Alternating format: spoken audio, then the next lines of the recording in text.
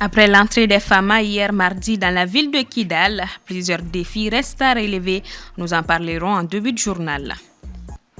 Genèse de la rébellion Touareg de l'indépendance à 2010, Kidal comme point d'ancrage, nous y consacrons une série inédite. L'épisode 1 à suivre dans ce journal. Le comité syndical de la société Ubifarm Mali SA, qui fournit plusieurs pharmacies en médicaments, exécute la deuxième phase de sa grève pour 72 heures depuis le lundi 13 novembre. Mesdames et messieurs, bonsoir. Merci de nous recevoir chez vous. Les forces armées maliennes ont repris Kidal ce mardi 14 novembre. Si cette victoire est célébrée un peu partout dans le pays, des défis restent à relever. Paul Yapinguesson. Après l'entrée à Kidal le 14 novembre 2023 de l'armée, des défis majeurs s'imposent aux autorités. En premier lieu, la sécurité.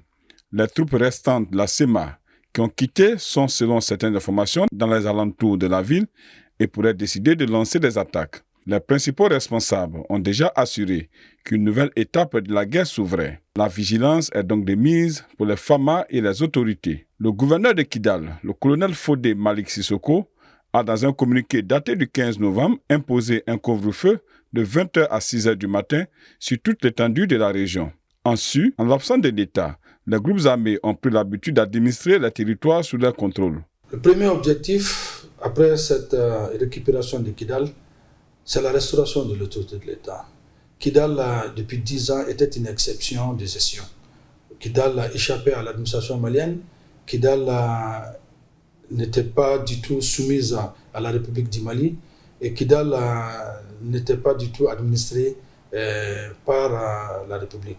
La première des choses qu'il faut faire, c'est la restauration de cette autorité de l'État. La deuxième chose qu'il faut réaliser et réussir à Kidal, c'est la réconciliation avec les populations de Kidal et avec les responsables traditionnels, coutumières et religieux de Kidal. Parce que je pense que pour réussir à restaurer l'autorité de l'État, il faut également enseigner les valeurs de la République. Qu'est-ce que la République? Qu'est-ce que la nation?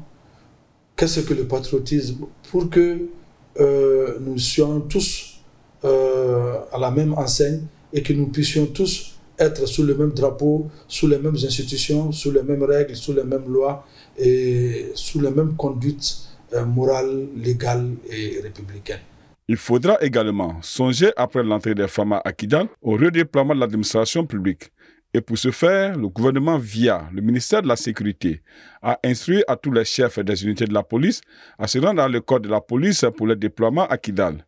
Depuis l'annonce de la progression stratégique des FAMA vers Kidal, plusieurs civils se sont déplacés vers les camps de réfugiés à la frontière avec l'Algérie, mais également dans les zones plus reculées. 80% de la population de Kidal a quitté la ville pour l'Algérie. Seuls ceux qui n'ont pas de moyens sont restés à ce jour, affirme une source locale. À cet égard, le retour des civils qui ne sont pas restés sur place dans la ville de Kidal, malgré les appels répétés de l'armée, constitue un autre défi majeur pour l'État malien. Le défi est aussi de réinstaller les services de l'État à Kidal et de convaincre les agents d'aller y travailler dans un climat sécuritaire encore précaire. À l'annonce de l'entrée des forces armées maliennes à Kidal, les réactions n'ont pas manqué. Les différentes organisations et partis politiques ont pour la plupart adressé des messages de félicitations. Aminata Keïta nous fait un récap de ces réactions. Pour l'Union pour la République et la démocratie URD, cette victoire de l'armée représente la fin d'une période et le début d'une époque glorieuse pour notre pays. L'URD félicite le président de la transition pour sa détermination à redonner au Mali sa fierté et son honneur, félicite le ministre de la Défense pour la bonne conduite de la mission et invite le gouvernement à prendre les mesures nécessaires pour le redéploiement de l'administration dans les zones libérées. Le Congrès national d'initiative démocratique CNID Faso Yiriwaton s'est réjoui de l'entrée à Kidal des forces armées maliennes. Le comité directeur du parti a salué le professionnalisme, la bravoure, le courage et la détermination des FAMA pour cette grande et historique victoire sur les ennemis du mal. L'Action républicaine pour le progrès ARP félicite et soutient les FAMA dans la reconquête du territoire. L'Alliance politique rappelle les groupes armés à déposer les armes et à privilégier le dialogue comme voie de résolution de la crise. Pour l'espoir pour la démocratie et la République EDR, fondée par des anciens membres de l'URD, les autorités de la transition viennent de démontrer à la face du monde que notre pays, le Mali, restera indivisible, uni et que rien n'entame leur ferme volonté d'étendre la souveraineté sur l'ensemble du territoire national. Le parti exhorte les autorités de la transition à poursuivre le processus de la réconciliation entre tous les fils du pays. L'Union malienne du Rassemblement démocratique africain UMRDA Faso-Djigui exprime sa grande reconnaissance et son soutien indéfectible aux forces armées maliennes et à l'ensemble des forces de défense et de sécurité pour l'éclatante victoire sur les forces obscurantistes et terroristes qui occupaient la ville de Kidal depuis plus d'une décennie. Le parti Yelema Le Changement salue la bravoure et le courage des femmes et l'exhorte de continuer à agir avec professionnalisme comme elles l'ont toujours affirmé dans le cadre de l'occupation des emprises laissées par la MINUSMA conformément aux engagements. Également, le parti demande à la population de Kidal de rester sereine et de faire confiance aux femmes. Il exhorte le gouvernement à saisir la présence des femmes à Kidal pour le retour effectif de l'État dans cette localité du Mali, mais aussi des populations déplacées et réfugiées du fait de la crise. Quant à l'ADEMA PAISI, elle exige le désarmement sans condition de toutes les entités non étatiques au Mali, en particulier la coordination des mouvements de l'Azawad, CMA et de l'affirmation par ces groupes de leur ferme attachement au respect de l'unité et de l'intégrité territoriale du Mali. Elle appelle la communauté internationale et tous les amis du Mali à apporter leur soutien aux autorités de la transition et aux FAMA. Dans ce concert de messages de félicitations, une voix discordante se fait entendre, celle du parti Sadi d'Oumar Mariko. Le secrétaire à la culture et à l'organisation du parti, Dr Bala Konaré, interrogé par le journal du Mali, assure que l'entrée de l'armée à Kidal est un non-événement. Je cite, « L'entrée de l'armée à Kidal est un non-événement. Il n'y a pas lieu de mobiliser la population pour cela. » Fin de citation. Il reprend la position affichée par Oumar Mariko, qui n'a eu de cesse de critiquer l'offensive des FAMA. Kidal, longtemps source de frustration et reconnu pour son insoumission à l'État, n'est plus seulement le nom d'une ville ou d'une région, mais le symbole de la souveraineté. Dans une série que nous y consacrons, la genèse de la révolte touareg de l'indépendance en 2010 est contée dans ce premier épisode avec Soumaïla Fani. Kidal, le berceau et le bastion de la rébellion.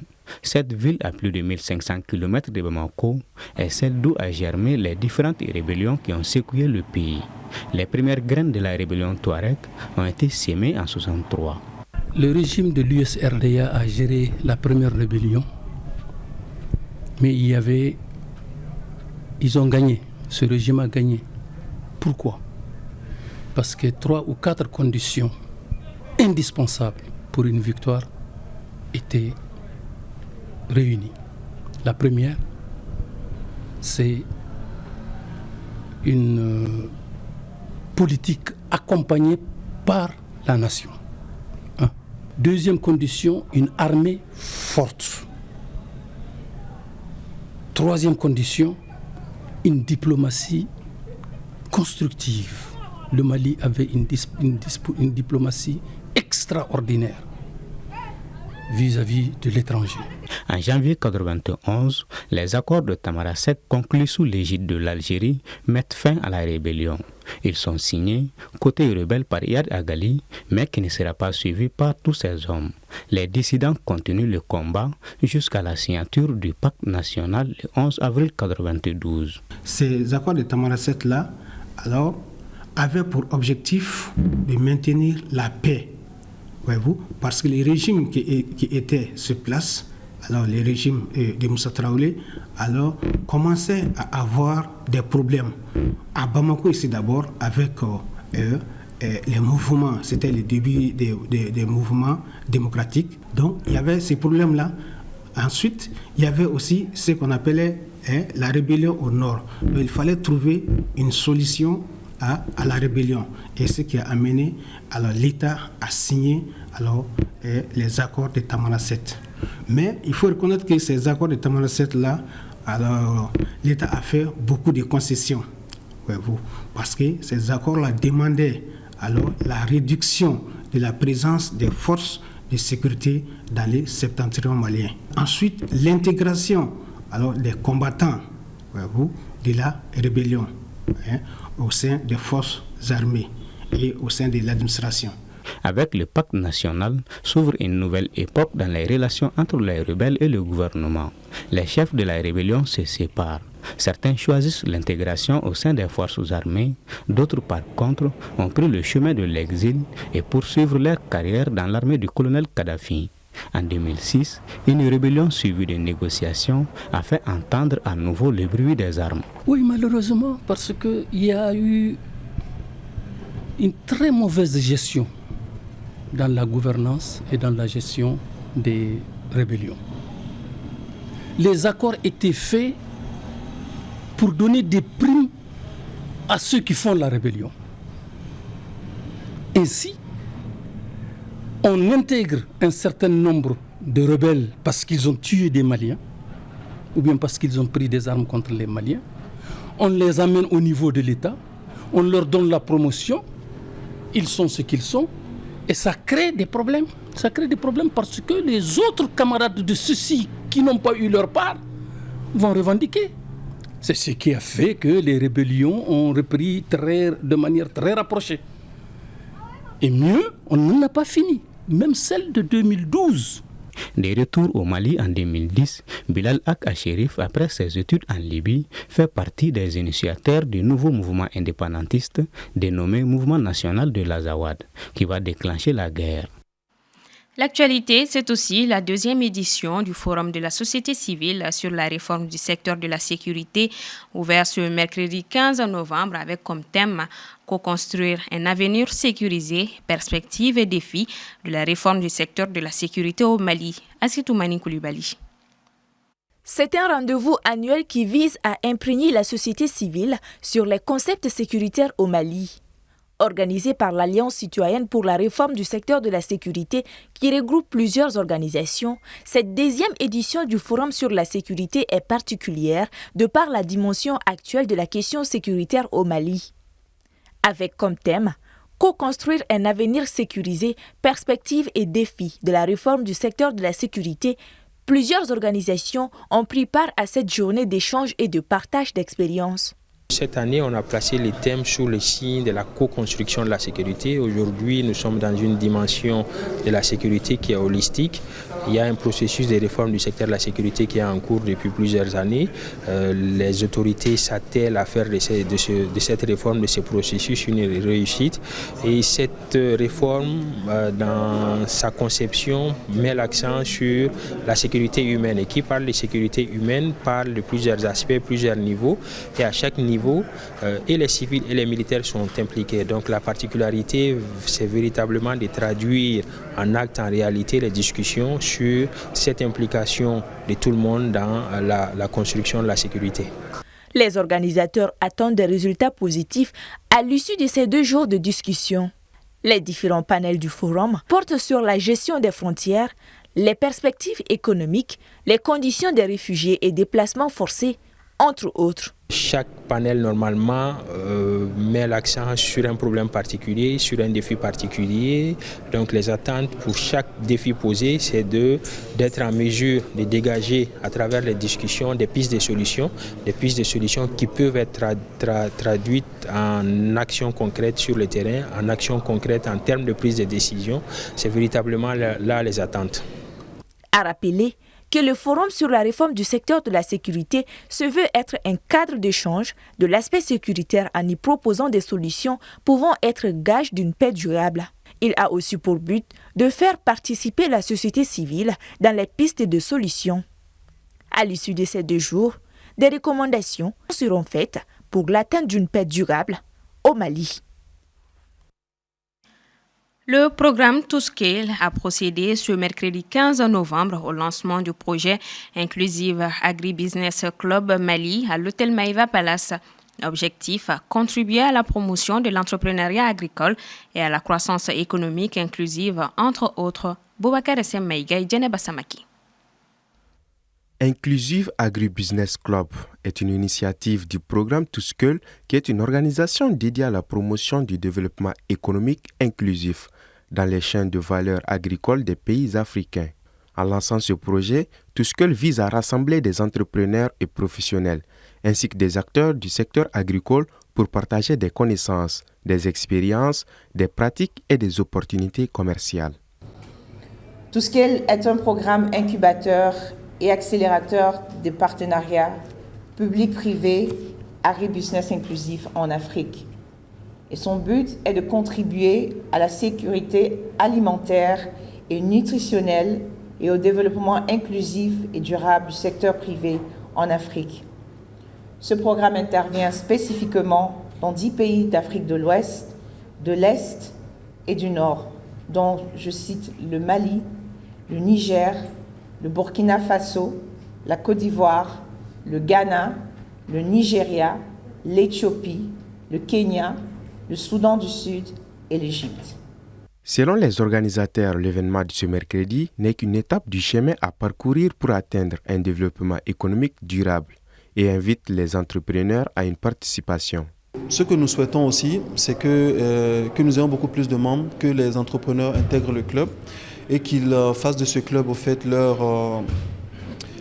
qui s'approprient le club parce que c'est pour eux que ce club a été créé. Et nous souhaitons aussi inviter différents partenaires éventuellement à regarder vers ce qui se fait au niveau de l'agribusiness parce que nous savons qu'aujourd'hui le Mali est un pays où l'agroalimentaire est un élément crucial pour nous. L'agriculture est très importante. Et du coup, on invite les partenaires à venir regarder ce club, à aider ces entrepreneurs-là à se développer et pourquoi pas à s'exporter au-delà du Mali. Les piliers phares de Tuskel se trouvent dans l'approche d'inclusion des jeunes, des femmes, des petits exploitants agricoles, des consommateurs à faible revenu, des micro-entrepreneurs au sein des différentes chaînes de valeur. En outre, le programme met fortement l'accent sur l'adoption d'innovations vertes afin d'atténuer les effets du changement climatique. Quelques semaines après la sortie de la ministre de l'Énergie et de l'Eau sur la situation avec l'EDM et les délestages intempestifs qui s'en sont suivis, aujourd'hui, des Bamakois font état d'une nette amélioration enregistrée dans certains quartiers. Djeneba Samaki. Au Mali, certains quartiers de Bamako subissent des coupures d'électricité quotidiennes. En plus de la capitale, plusieurs régions sont affectées par cette crise énergétique qualifiée d'inédite. Cependant, dans certains quartiers de Bamako, le constat fait état d'une nette amélioration ces derniers jours. Et donc, il faut que le courant tigre tout. Le courant tigre ça, c'est 3h ou 4h. Surtout si la mer, la tigre 23h, il faut 5h la vie. Mais sans que les flènes, on a ne don quoi. Mais t'as rien fait à deux coups de drone. Mais faut moi, mais au baram là où que les barres la drone. Si sans courant tigre, on va faire ça. Il faut la mettre atina juna absega 3h atina kwa ngasana tigela erkili airfla besega na kwa sans courant tigela absa erere wa ambe wati mna go sa agausa donwa atina fo korole akumeto wa mna wa korole akumeti abesega ersegi nyona ge boatena ere mesa mfle wati mna alhamdulillah agausa don. Le délestage touche tous les secteurs d'activité, y compris les entreprises, les commerces et les ménages. Toutefois, certains de ces secteurs enregistrent aussi les mêmes constats. Si ça on a fait ça, chaman borala. Sinon follow la courant métier, anga jimiro betien, anga frifon bec métier, wa ambe ferega ni frigo de courante, faut mais si ça a fait ça. Follow la métier depuis so ma faut chauffer anga te courant ya me jimiro glan ou betien, anga non betien frigo kono mais si ça ni courant tigera. So ma da fait son midi chabena ou bena tigera 14h son 15h chabena, ça on alhamdulillah ça a fait ça. Atakabulu ka usasan wakatina le frena wa mga yara soro kurambulu ngale no marché joare parce que ame kungo fe dige moni courante anti marché bon wakatina alhamdulillah ausa. Si une certaine amélioration est constatée donc, la situation n'est pourtant pas complètement revenue à la normale. Je vous l'annonce en titre, le comité syndical de la société Ubipharm Mali SA, grossiste répartiteur de produits pharmaceutiques, a entamé une grève de 72 heures depuis ce lundi 13 novembre, une situation qui n'est pas sans conséquences. Assetoumani Koulibaly. La première grève du comité syndical a eu lieu du 6 au 8 novembre 2023. N'ayant pas permis par la suite d'accorder les violons, le comité syndical de la société Ubipharm Mali SA est de nouveau en arrêt de travail depuis lundi et ce jusqu'au jeudi prochain. Une grève motivée par plusieurs points. Et comme nous avons dit dans le préavis, il y a des engagements qui n'ont pas été vraiment respectés. On a une responsable des ressources humaines et qui ne gère pas les tensions sociales comme elles sont. Donc on a énormément de soucis. Tous les travailleurs ont un problème avec la bonne dame. Leurs points de revendication sont au nombre de 10, notamment la mise en place de rémunération équitable et juste et l'amélioration des conditions de travail. Les travailleurs ont demandé le départ sans condition de la responsable des ressources humaines pour un climat social serein et apaisé. L'augmentation de l'indemnité de transport à 60 000 francs pour tous les salariés qui seront affectés sur le niveau cité à Samaya. Aucune grève n'est sans conséquence, dit-on. Dans des pharmacies de la place, en l'occurrence ceux qui sont fournis par la société Ubifarm, des retards dans la livraison sont à noter. Ils regrettent la situation et attendent d'être livrés. Parce en même temps, bon, parce qu'il y a plein de clients qui viennent ou nous plaignent qu'on frotte donc il y a conséquences de la sama. Si bien sûr, on me commande le labo là, mais avec tout ça parce que le labo frotte sur le yorokeling, frotte sur le bifarna, ou sur le labo là. Donc frotte nous met sur le doron fait, ou le beka problème chama la sama. D'habitude quand tu passes une commande à 8h, 8h45, ce qui est sûr d'ici 15h, 16h, la commande tu vas la recevoir. Mais maintenant, pendant cette grève, moi-même, j'étais obligé de passer ma commande chez les autres fournisseurs. Donc, il faut même être conscient de cela, que ça va entraîner des pertes chez eux. Il faut même être conscient de cela. Le pharmacien, un officier ne peut pas rester s'il n'y a pas de médicaments. Donc, nous sommes obligés de commander ailleurs si Ubifarm n'est pas en mesure de nous livrer à temps. La société Ubifarm Mali SA fait partie des plus grands fournisseurs en produits pharmaceutiques au Mali. Avec cette grève qui paralyse le bon fonctionnement de la société, elle se serait vue obligée de remplacer les travailleurs avec des particuliers, selon Aboubakar Koulibaly, le secrétaire général du syndicat. Afin de confirmer cette information et avoir leur opinion, nous nous sommes rendus au siège de la société, sans succès. C'est ce qui referme ce 1945. Merci de votre constante fidélité. Le programme continue sur la télévision qui vous allume. Bonsoir à tous.